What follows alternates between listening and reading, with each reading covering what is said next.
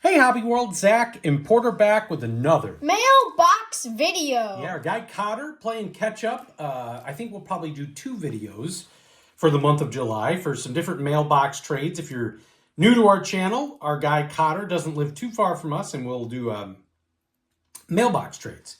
Just surprises. In fact, he did back-to-back days just the other day. It's like he had a group of cards. In fact, it was nice because we knew he was coming over, so we were able to put some stuff in the mailbox, and he grabbed as well. In fact, one of them was a bobblehead, a mallet or rookie. So we he probably beats us on quantity, where we try and catch up with him as a little bit on quality, because he participates in a lot of stack sales, and he loves grabbing cards for us. So we are very grateful and thankful. So we are getting caught up here, and maybe I'll get started here. Just a ton of randomness, and I was hoping this would be in TCDB. It's not. It's a small insert Jordan. Was from Renewal Batteries. And I've seen, there are a couple on eBay. People are trying to get some costs for for that I don't think they're going to get. But yeah, I was kind of hoping that'd be on TCDB. It's interesting, the Valentine's cards the kids give for each other. Like the Jordan ones are on there for that. So I thought maybe this will be on there. Then always love this Pan Am card here. From Frank Thomas. This is the red variation. There's a blue one as well. So that is just a wonderful add to the collection. Is the blue one rarer? The blue one came out in 87. That one came out later. I think 89 or 90. Oh. But the blue one, I'm just basing on pricing. It must be harder to find. Because I remember when I bought the blue one, it was a much greater investment than the red. Not sure if it's because of print count or what, but yeah, it's like the Cape Cod. I still can't believe I got that for 50 cents. But that is hard to find. And then a Mark Gastineau rookie card.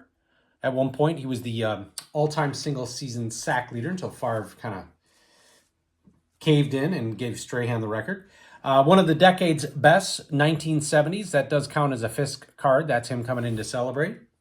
Got a cool Robin Ventura card. Then we got a Albert Joey Bell Collector's Choice All-Star. This one's really cool. Love baseball card magazines. This is from 1993. Braves pitcher Steve Avery. Got a Juan Gonzalez MLB Showdown. Right? Oh no, top of the order Donruss. Sucker for Provisions. Always love these. Is the Juan Gonzalez. I didn't know they did them in 94. Yeah.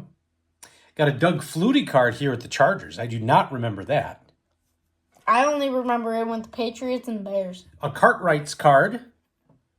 Charles Barkley. We just got a couple of these from Frank Thomas, That looks off-centered a lot. Well, I think some of these, they kind of came in, I want to say a magazine. You kind of popped them out.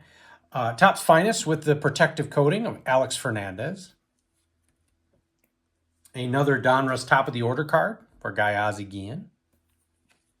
Always loved 1990 score. Oh, yeah, I forgot he put this in there. This is the All-Star card. Bo hitting that leadoff home run. Got the Excel 2001. Juan Gonzalez. Thought these were cool with some of the etching and the acetate. Frank Thomas Silver Prism. And then rounding this out, Bobby Bo Starline card. They had magazines like this when we were growing up. In fact, a lot of them were white. Like around the edges, and so that always kind of reminds me of that. That's how the posters looked. All right, so I'm going to start with mine. First, I got some Bears rookie acetate of Velus Jones from playoff. Who I think is gone now. He is? I don't believe he is going to... He may have been on the team last year, but I think he's done. Okay.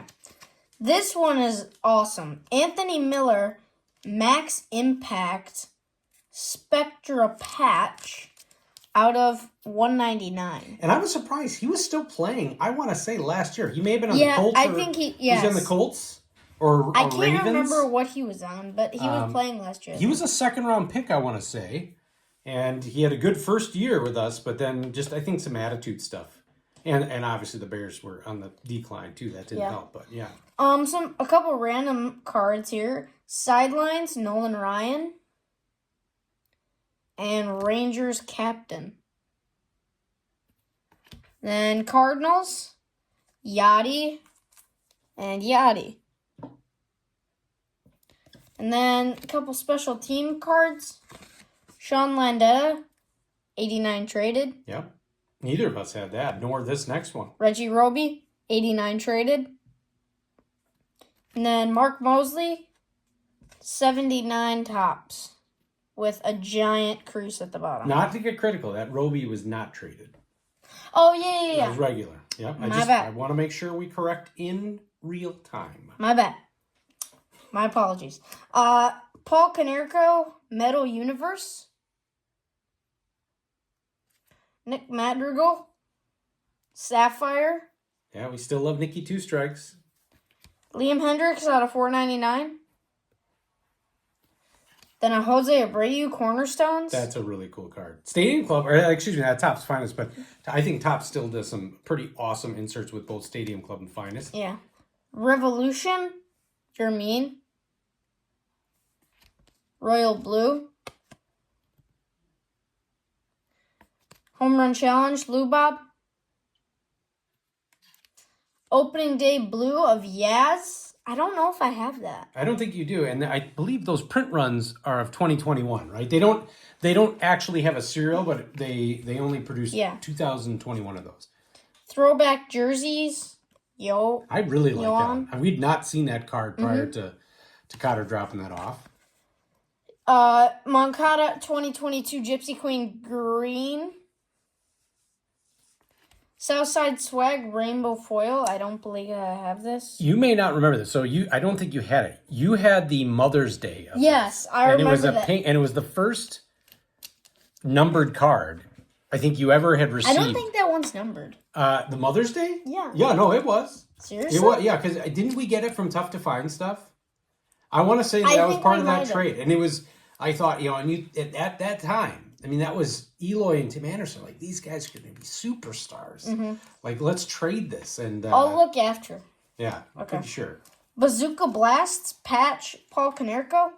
And you had a Jose Valentin like that. You did not have a Konerko, so you did not have that one. Lucas Giolito Relic. Who I believe has actually been turning it on and doing pretty well lately. Mm-hmm. And then 2 Bennies to round it off. So that's the fun part about these mailbox days. Cotter always hits us up with a ton of random stuff. And we actually don't even show it all. He puts a lot of great stuff in there. We have a lot of fun not only going through it, but a big part of our fun in collecting is the cataloging as well. Yep. I think we're better than average on the organization. We're definitely not up there like Topps 85401. Like his pristine organization and pristine, like just everything is meticulous. We try and keep everything fairly well organized, especially because we trade on TCDB. You have to be able to, find the cards. But I find the actual cataloging on TCDB to be one of the most therapeutic and enjoying parts of this hobby.